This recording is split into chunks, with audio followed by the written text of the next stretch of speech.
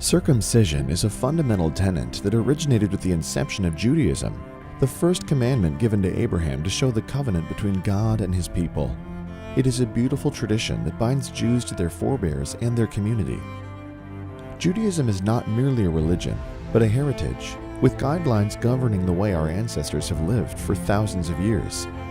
Circumcision has always been integral to helping us survive as a nation. In less liberal times, the Greeks and Romans shared revulsion towards circumcision, with the Jewish holiday of Hanukkah commemorating the Hellenists' failed attempt to outlaw such an act. We have certainly come a long way since these ancient times. Hanukkah today is a wonderful example of this progress, featuring public menorah lightings alongside Christmas trees and other religious symbols, as people celebrate with a mutual respect and a value for the traditions of others. When a person's born of a Jewish mother, they're Jewish. But they're not circumcised, they're not part of that fraternity, they're not part of that group, the covenant. They haven't connected themselves. This particular promise, this particular covenant is thousands of years old. And so when every parent brings their child to a Brit Mila, they're making a statement. They're saying that my child is the next link in the chain of Jewish history.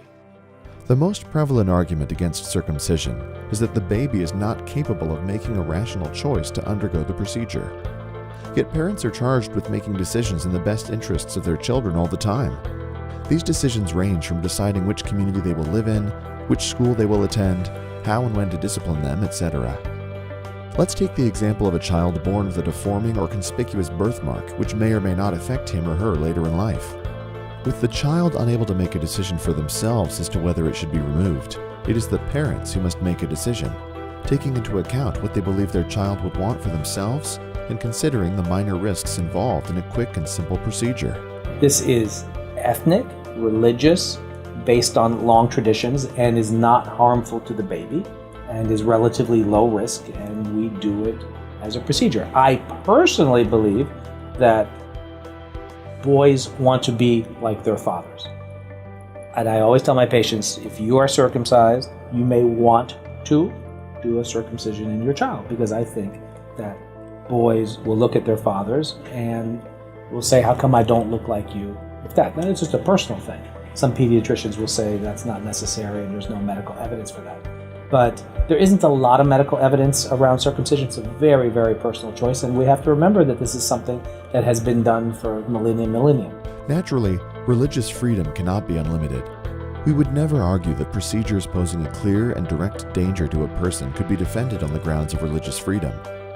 Indeed, Jewish law forbids circumcision in cases where any such danger might exist. If you are advocating or allowing male circumcision, then why can't we do female circumcision?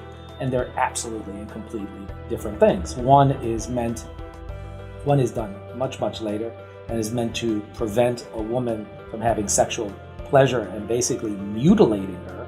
And another one is based on mostly biblical references, and they're different things. There is no Quranic or biblical reason to mutilate a woman and remove her ability to have pleasure during intercourse. Circumcision, male circumcision, has nothing to do with that, and that should be clear from the beginning. A parent or guardian may of course grant consent for a medical procedure that has no medical indication, if it is in the child's best interest. Jewish parents will almost always consider that a circumcision is in the best interest of the child because of the immeasurable religious, cultural, and historical significance that it holds. Brit Mila and also Passover. Why do I mention Passover? These are two commandments in the Torah where not observing them is the most severe punishment, which is being divinely cut off from the nation. The Jewish community does not argue that there is any health benefit to having a circumcision. That is not the reason we do it.